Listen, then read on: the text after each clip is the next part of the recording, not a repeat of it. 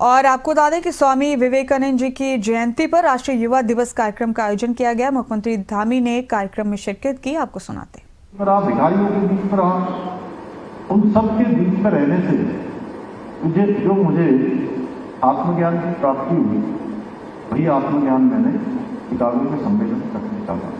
तो पूरी दुनिया में, पूरे दुनिया के आए हुए विद्वानों ने स्वामी जी को स्वामी विवेकानंद जी के रूप में, एक भारत के ऋषि के रूप में मान्यता दी, और उसके कारण से भारत की भी जो आध्यात्मिक चेतना, आध्यात्मिक शक्ति पूरे विश्व के अंदर गई।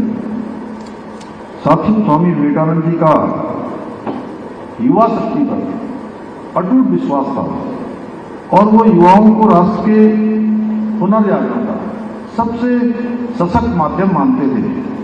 उनका विश्वास था कि यदि युवाओं में आत्मविश्वास, अनुशासन और राष्ट्रभक्ति के भाव जागृत हो जाए तो भारत को कोई चुनौती आगे बढ़ने से रोक नहीं सकती। उन्होंने युवाओं से आह्वान किया, उठो, जागो और तब तक मत रुको जब तक लक्ष्य की प्राप्ति न हो। बढ़ते ही जाओ, बढ़ते ही जाओ। उनकी ऐसी अनेक शिक्षाओं को मूल मंत्र मानकर आज भी असंख्य युवा स्वयं को के होने का अर्थ समझ रहे हैं और राष्ट्र निर्माण में, समाज निर्माण में अपनी सहभागिता को सुनिश्चित कर रहे हैं। साथियों, मेरा मानना है कि कोई भी राष्ट्र आर्थिक, सामाजिक, राजनीतिक और सांस्कृतिक रूप से तब तक विकसित नहीं हो सकता जब तक उसकी युवा शक्ति संगठित, आत्मनिर्भर और राष्ट्रवाद की भावना से प्रेरित न हो।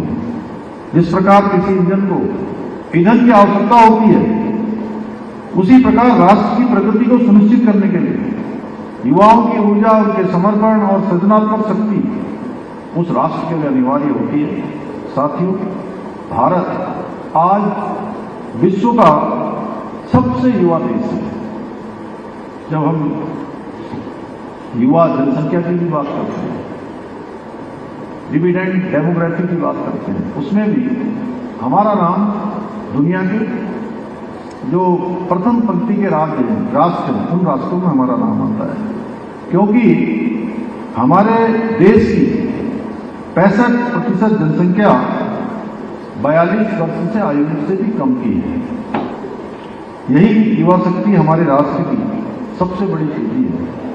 भारत के बारे में जो आज दुनिया आकलन कर रही है, बड़े बड़े अर्थशास्त्री आकलन कर रहे हैं, बड़े बड़े विद्वान आकलन कर रहे हैं, बड़े बड़े जो विश्लेषण करने वाले आकलन कर रहे हैं, वो इसीलिए कर रहे हैं कि हमारी युवा शक्ति हमारी बहुत बड़ी ताकत है और सबसे बड़ी ताकत है।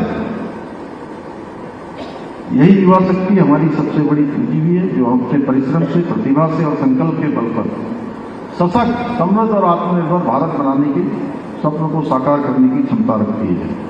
यदि इस ऊर्जा को सही दिशा में मार्गदर्शन प्रदान किया जाए, उनको सही दिशा की ओर प्रेरित किया जाए, तो हमारा देश न केवल आर्थिक महाशक्ति के रूप में उभरेगा, बल्कि पुनः विश्व गुरु के रूप में स्थापित भी हो सकेगा।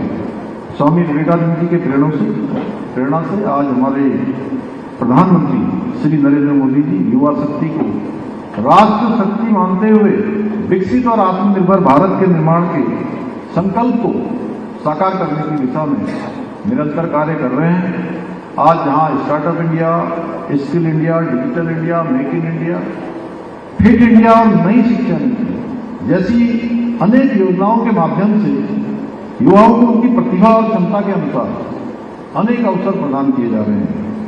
आदरणीय प्रधानमंत्री जी के मार्गदर्शन और सहयोग से हमारी सरकार भी युवाओं को सक्षम, सशक्त, आत्मनिर्भर बनाने के लिए प्रतिबद्ध होकर काम कर रही है। हमारी सरकार ने युवा शक्ति के लिए केवल योजनाएं घोषित नहीं की हैं, बल्कि उन्हें जमीन पर उतारने का भी काम किया है। युवा नौजवान उससे जुड़े, उससे लाभ लें, इसके लिए भी हमने पूरा हर तरीके से व्यवस्थित करने का काम किया है। हम जहां एक और नई स्टार्टअप नीति के माध्यम से राज्य में स्टार्टअप कल्चर को प्रोत्साहित करने की दिशा में काम कर रहे हैं, वहीं हमने कौशल विकास को राज्य के प्रमुख एजेंडे के में शामिल करते हुए कई योजनाओं और नीतियों को लागू किया है। इसके साथ ही हम मुख्यमंत्री स्वरोजगार योजना, मुख्यमंत्री युवा प्रोत्साहन योजना, मुख्यमंत्री कौशल विकास योजना, दीनदयाल उपाध्याय ग्रामीण कौशल विकास योजना जैसी योजनाओं के माध्यम से युवाओं को कौशल प्रशिक्षण और तकनीकी सहयोग प्रदान करने के साथ साथ आर्थिक सहायता भी उपलब्ध करा रहे हैं। हम सभी जानते हैं जिस प्रकार से ज्ञान विज्ञान बढ़ा है, जिस प्रकार से आज टेक्नोलॉजी का विस्तार हो रहा है, ऐसे समय में विश्व का रोजगार का परिदृश्य भी आज बहुत तेजी से बदल रहा है। तकनीकी नवाचार और वैश्विक परिवर्तन के कारण रोजगार के जहां नए नए अवसर उत्पन्न हो रहे हैं, वहीं यह भी एक सच है कि पुराने अवसर समाप्त भी हो रहे हैं, पुराने अवसर खत्म हो रहे हैं। इसलिए हमें अपने युवाओं को फ्यूचर रेडी बनाना होगा। इस दिशा में हमने युवाओं को डिमांड बेस्ड स्किल ट्रेनिंग देने के लिए विभिन्न उद्योगों और कारपोरेट संस्थानों के साथ समझौते किए हैं। मेरा मानना है कि हमारे युवा केवल रोजगार खोजने वाले नहीं, बल्कि नव सर्जित करके, नए अवसर सर्जित करके दूसरों को रोजगार देने वाले बने और भारत को विकसित राष्ट्र बनाने में अपनी भूमिका निभाएं। साथियों, हम युवाओं के समग्र विकास को ध्यान में रखते हुए प्रदेश में खेल संस्कृति को प्रोत्साहित करने की दिशा में निरंतर काम कर रहे हैं। हमने राज्य में अभी 38वें राष्ट्रीय खेलों के भव्य एवं सफल आयोजन में उत्तराखंड को देवभूमि के साथ ही खेल भूमि के रूप में स्थापित करने का मार्ग भी प्रशस्त किया। आज उत्तराखंड विश्व स्तरीय इंफ्रास्ट्रक्चर के मामले में भी देश के प्रमुख राज्यों में गिना जाने लगा। अब हमारे यहाँ प्रदेश में राष्ट्रीय नहीं बल्कि अंतर्राष्ट्रीय स्तर की खेल प्रतियोगिता का भी आयोजन होने लगा है। यही महाराणा प्रताप स्पोर्ट्स कॉलेज में अभी अंतर्राष्ट्रीय स्तर की प्रतियोगिता का आयोजन हुआ था। साथियों, देवभूमि उत्तराखंड सनातन संस्कृति, चेतना, दर्शन और अध्यात्म की भूमि रही है और स्वामी विवेकानंद जी ने उत्तराखंड की हमारी पावन भूमि के विभिन्न क्षेत्रों में प्रवास किया है, तपस्या की है और ज्ञान प्राप्त किया है। हमारी सरकार देवभूमि उत्तराखंड की धार्मिक एवं सांस्कृतिक विरासत को संरक्षित करने के लिए, संवर्धित करने के लिए निरंतर प्रयास कर रही है और हमने उन सभी स्थानों को चिन्हित करके राज्य में स्वामी विवेकानंद कॉरिडोर बनाने का भी फैसला किया है। जहां जहां स्वामी जी ने अध्ययन किया है, जहां तपस्या की है, जहां उन्होंने प्रवास किया है। इसके अलावा हमने दूर विश्वविद्यालय में सेंटर फॉर हिंदू स्टडीज की स्थापना कर हमारे युवाओं को हिंदू दर्शन, भारतीय ज्ञान परंपरा, सनातन संस्कृति के अध्ययन से जोड़ने का सार्थक प्रयास भी किया है। इस केंद्र के माध्यम से हिंदू सभ्यता के प्राचीन सिद्धांतों, इतिहास और दर्शन से जुड़े विविध आयामों के शिक्षण, शोध, अकादमिक विमर्श को प्रोत्साहित किया जाएगा। साथियों, हमारी सरकार ने आपके भविष्य से, हमारे नौजवान युवाओं के भविष्य से खिलवाड़ करने वाले नकल माफियाओं पर अंकुश लगाने के लिए देश का सबसे सख्त नकल विरोधी कानून भी लागू किया है, जिसके परिणाम स्वरूप पिछले 4.5 वर्षों में राज्य के लगभग 27,000 युवाओं को सरकारी नौकरी प्राप्त करने में सफलता प्राप्त हुई। अभी मैं 27,000 कह रहा हूं, लेकिन बहुत जल्दी ये आंकड़ा एकदम से 28 पे नहीं जाएगा, ये 29 के ऊपर छलांग मार देगा, क्योंकि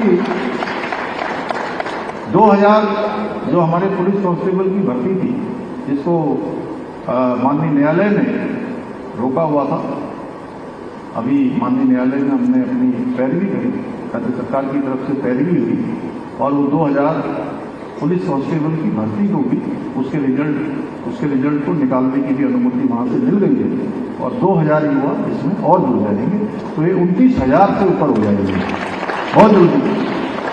और जो ये आंकड़ा मैंने बताया आपको, 27,000 का भी आंकड़ा, ये 27,000 का आंकड़ा पिछले 4.5 वर्षों का है। हमारे गरीब माता पिता के बेटे बेटियों को उनकी प्रतिभा के दम पर, उनकी क्षमता के आधार पर योग्यता के आधार पर नौकरी मिली है। और आपको ध्यान होगा, पहले के समय में हमारे ही बीच में से बहुत सारे युवा भाई बहन हमारे इन जो नौकरियां निकलती थी उसके आवेदन करते थे, फॉर्म भरते थे, लेकिन उनका चयन नहीं होता था। वर्षों वर्षों अच्छी तैयारी करने के बाद भी चयन नहीं होता था। क्योंकि चयन इसलिए नहीं होता था, चयन योग्यता, क्षमता, प्रतिभा के आधार पर, पारदर्शिता के आधार पर नहीं होता था, भ्रष्टाचार के आधार पर होता था। इसलिए गरीब माता पिता के बेटे और बेटियों को योग्यता, प्रतिभा और क्षमता होने के बाद भी उनका हक मारा जाता था, उनकी क्षमता के साथ अन्याय होता था।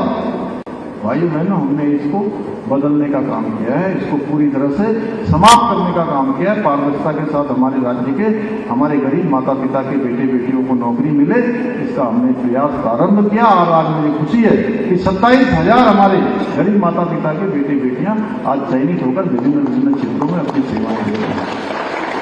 और इतना ही नहीं, आपको ध्यान होगा, आपके आसपास भी बहुत सारे हमारे युवा भाई बहन होंगे जो एक नौकरी के साथ एक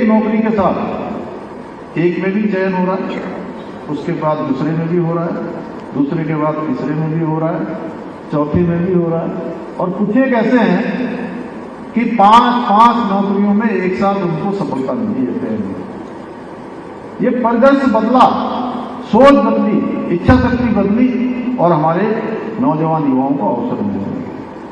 खेल के क्षेत्र में भी अवसर मिलेंगे, हर क्षेत्र में अवसर मिल रहे हैं। इतनी सारी चीजें अभी रेखा जी ने बताई खेल के बारे में। और मैं जो ये आंकड़े बता रहा हूं, ये आंकड़े अगर कुल हमारे उत्तराखंड राज्य के बनने के बाद अगर हम इसका आकलन करेंगे तो ये जो कुल सरकारी नौकरियों का 2/3 से भी अधिक ये आंकड़ा है। हमारी सरकार आपके समग्र विकास और उन्नति के लिए पूर्णतः प्रतिबद्ध है, क्योंकि हम अपने युवाओं को, उनकी अद्वितीय प्रतिभा पर, युवाओं पर हमको पूरा भरोसा है और मुझे पूरा विश्वास है। आप सभी अपने विचारों, नवाचार और समर्पण के माध्यम से आदरणीय प्रधानमंत्री जी का जो 2047 का विकसित और आत्मनिर्भर और समृद्ध भारत बनाने का जो उनका स्वप्न है, जो उनका संकल्प है, और ये संकल्प विकल्प नहीं संकल्प है, उसको साकार करने में आप सभी अपना योगदान सुनिश्चित करेंगे। इसी विश्वास के साथ मैं पुनः स्वामी विवेकानंद जी को नमन करते हुए तथा आप सभी को युवा दिवस की शुभकामनाएं देते हुए अपनी बात समाप्त करता हूं। धन्यवाद।